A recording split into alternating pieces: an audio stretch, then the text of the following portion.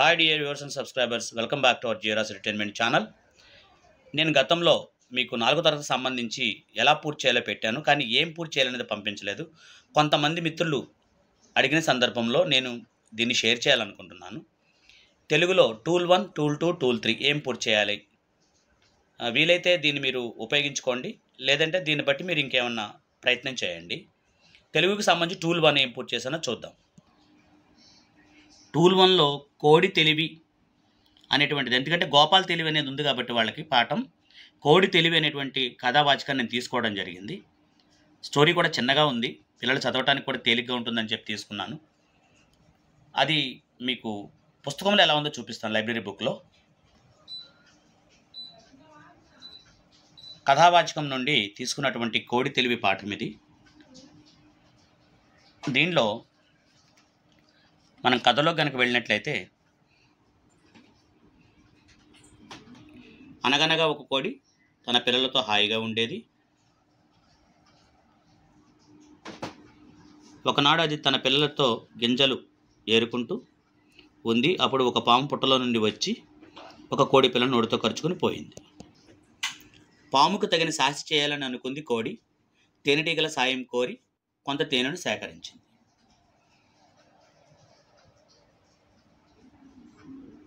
తేనె తెచ్చి పుట్టలో పోసింది. తేనె వాసనకు చీమలన్నీ వచ్చి పామును కుట్టి చంపేశాయి.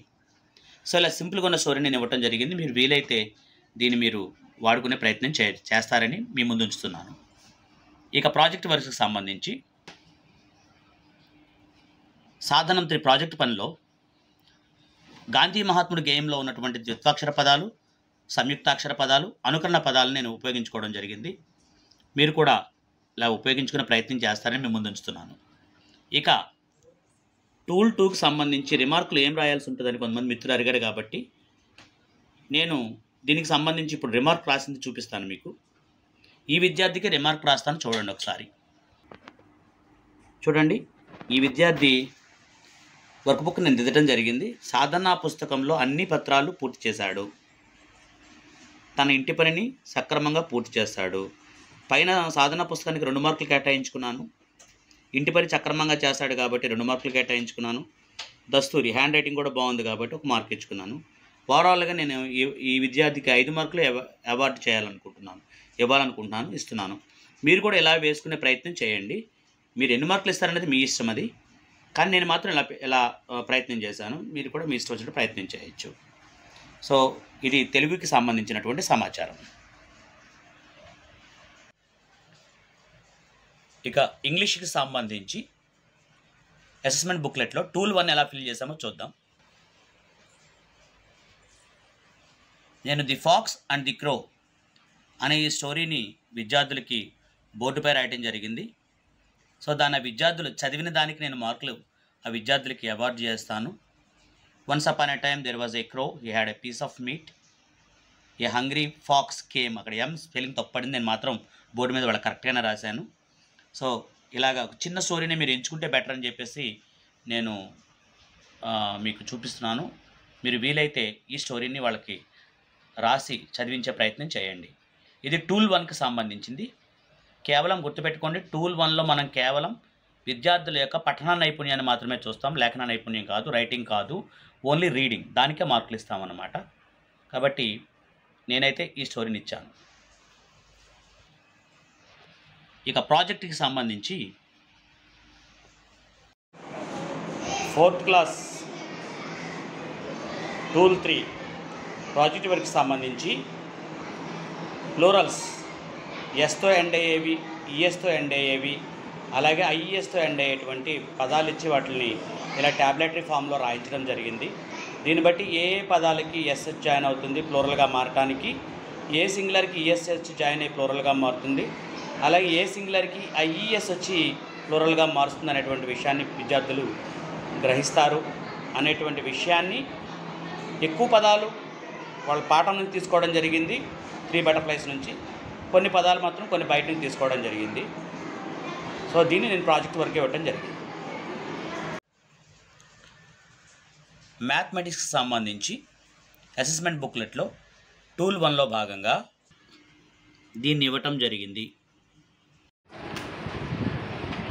ఇది 4th క్లాస్ టూల్ 1కి సంబంధించి ఒక ప్రాబ్లమ్ని క్రియేట్ చేసి విద్యార్థులు దాని సొల్యూషన్ కూడా రాయాలి. మనం ఇక్కడ సాల్వ్ ది ప్రాబ్లమ్ అని ఒక ప్రాబ్లం ఇవ్వడం జరిగింది. ఎడిషన్కి సంబంధించింది. There are 33 boys and 36 girls in a school. Find the total number of children. So దీనికి ప్రొసీజర్ రాయటం జరిగింది. వాట్ ఈస్ గివెన్ ప్రొసీజర్ రాసాం. Number of boys and girls. 4th class మ్యాథ్స్కి సంబంధించి టూల్ 3 ప్రాజెక్ట్ వర్క్కి సంబంధించి వాళ్ళ దైనందిన జీవితంలో ఉండేటువంటి షేప్స్, వస్తువులు, వాటి యొక్క షేప్స్ ఎలా ఉంటాయి, వాటిలో ఎన్ని కార్నర్స్ ఉంటాయి, వాటిలో ఎన్ని ఎడ్జెస్ ఉంటాయి అనేది ఇవ్వటం జరిగింది. సో దాంట్లో భాగంగా joker cap, dice, slate, bangle తీసుకోవడం జరిగింది. దాంట్లో triangle, square, rectangle, circle, joker cap అనేది ఏ రకంగా ఉంటుంది, అలాగే షేప్ ఎలా ఉంటుంది, కార్నర్ ఎలా ఉంటుంది, ఎడ్జ్ ఎలా ఉంటుంది అనేటువంటి అన్నీ కూడా ఇక్కడ మెన్షన్ చేయడం జరిగింది. ఇది ప్రాజెక్ట్కి సంబంధించి 4th క్లాస్కి సంబంధించి ప్రాజెక్ట్. మీకు నచ్చింది మీరు చేసుకోవచ్చు, నేను మాత్రం చేయడం జరిగింది. Hi dear viewers and subscribers, welcome back to our Jiras entertainment channel. ఈరోజు ఈ క్లాస్లో మనం 4th క్లాస్ ఈవీఎస్కి సంబంధించినటువంటి టూల్ 1 యాక్టివిటీగా ల్యాబ్ యాక్టివిటీని ఎంచుకోవడం జరిగింది. ఈ ల్యాబ్ యాక్టివిటీలో భాగంగా విద్యార్థులకు టైప్స్ ఆఫ్ ఫ్రూట్స్ అనేదాన్ని నేను పరిచయం చేయడం జరిగింది. దాన్ని పూర్తిగా విద్యార్థులకి దగ్గరలో ఉన్నటువంటి, అంటే మా స్కూల్ దగ్గర చిన్న బోధ ఉంది, నేను ఆ బోధ దగ్గరికి వెళ్ళి కొన్ని రకాలైనటువంటి వేర్లను, అంటే ఆక్వాటిక్ రూట్స్కి సంబంధించి కొంత మెటీరియల్ని నేను సేకరించుకు రావడం జరిగింది. ఇప్పుడు ఆ యాక్టివిటీ మనం చేద్దాం. ఒకసారి చూడండి పిల్లలు. చరణి చేతిలో ఒక మొక్కను చూసారు కదా మీరు. సో అది ఏం ప్లాంటు? నీమ్, వేప చెట్టు. ఈ వేప చెట్టు వేరు చూడండి ఒకసారి. వేరు చూసారు కదా.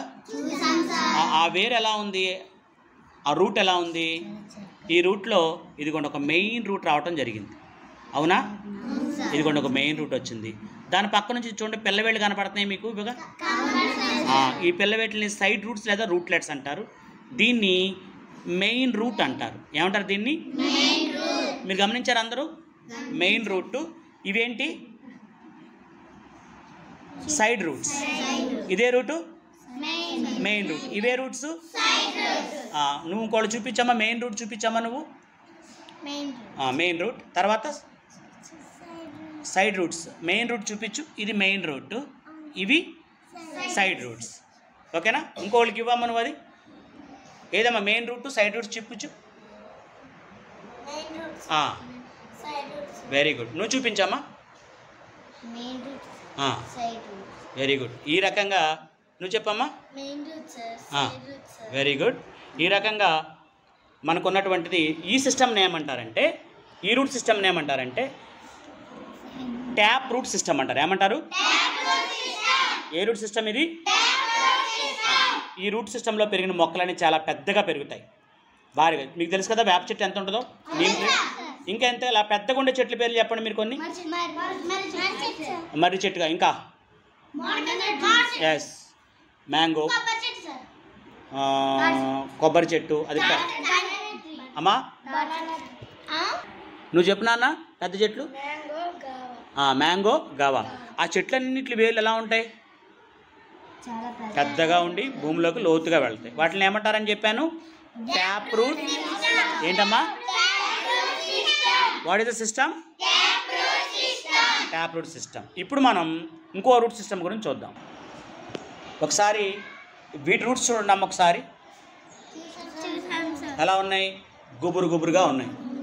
చూసారు కదా ఎలా ఉన్నాయి? ఇవి గుబురుగా ఉన్నాయి. ఈ గుబురుగా ఉన్నాయి. మీరు కనుక చూస్తే అన్నీ ఒకే సైజులో ఉన్నాయి కదా. ఇవి ఎలా ఉంటాయంటే అన్నీ ఒకే సైజులో ఉంటాయి అన్నమాట. ఇప్పుడు మీరు కనుక మొక్కను చూడండి ఒకసారి. ఇది ఏం మొక్క? ఎస్, గడ్డి మొక్క. గ్రాస్. Very good. గడ్డి మొక్క, గ్రాస్. మనం తినే ప్యాడీ ఉంది కదా, రైస్, అది కూడా ఏం మొక్క? ఫైబ్రస్ రూటే. ఏం మొక్క అంటున్నాను? గడ్డి మొక్కే. ఆ గడ్డి మొక్క కాసేటువంటి గింజలే మనం ప్యాడీ. ఇప్పుడు నేను తీసుకొచ్చింది మీకు ఏం మొక్క తెలిసింది? రూట్స్ ఫైబర్ అమ్మా. ఈ మొక్క ఏంటో తెలుసా? ప్యాడీయే. నేను తెచ్చింది ప్యాడీ ప్లాంట్ అనమాట.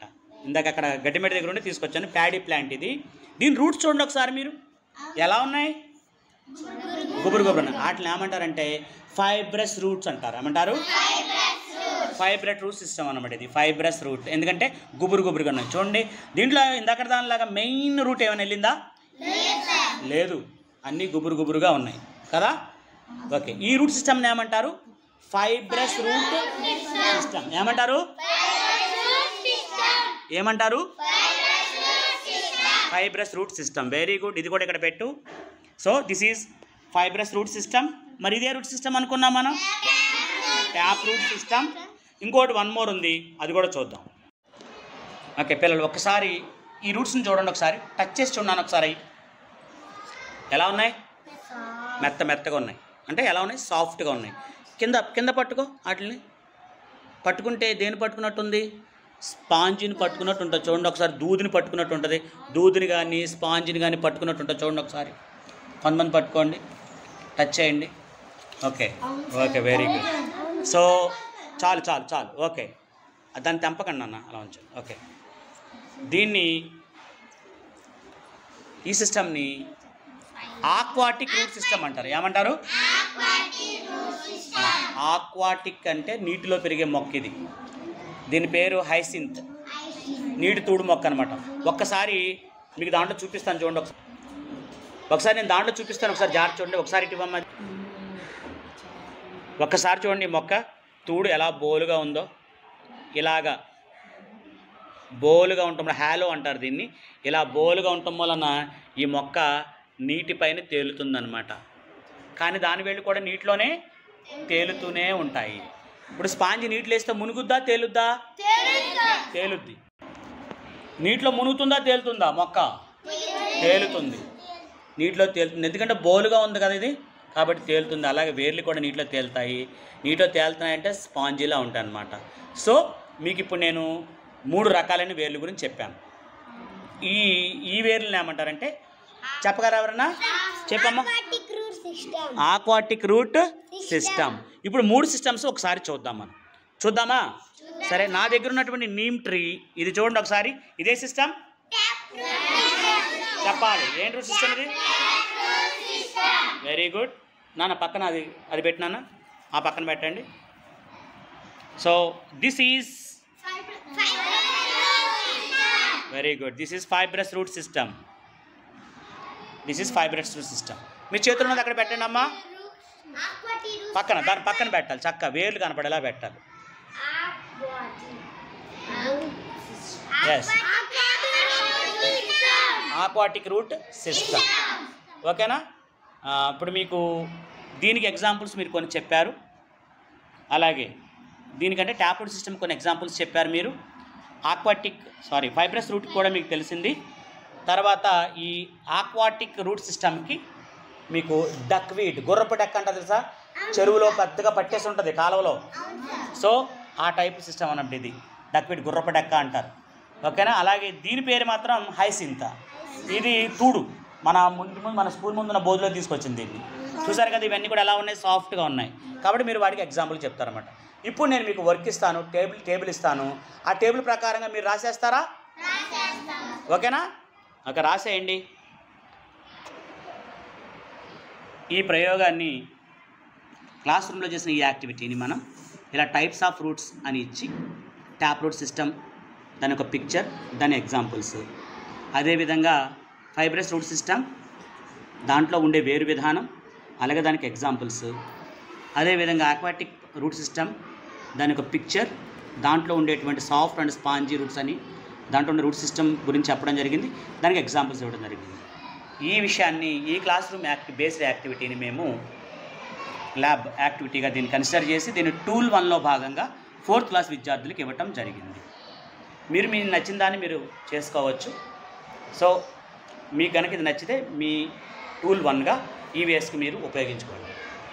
Thank you so much for watching. 4th class వాళ్ళకి ఈవీఎస్లో టూల్ 3 ప్రాజెక్ట్ వర్క్లో భాగంగా మనం identify the animals and classify them in the given table. అంటే హెర్బివోర్స్, కార్నివోర్స్ అండ్ ఆమ్నివోర్స్ ఇలా లిస్ట్ ఇచ్చి చేయించడం ద్వారా మనకి ఆల్రెడీ ఎక్సర్సైజ్ మనకి టెక్స్ట్ బుక్లో ఉంది. దాని ప్రకారంగా ఇవ్వటం జరిగింది. సో ఈ డీటెయిల్స్ని మనం ప్రాజెక్ట్గా తీసుకోవచ్చు ఈవీఎస్కి సంబంధించి.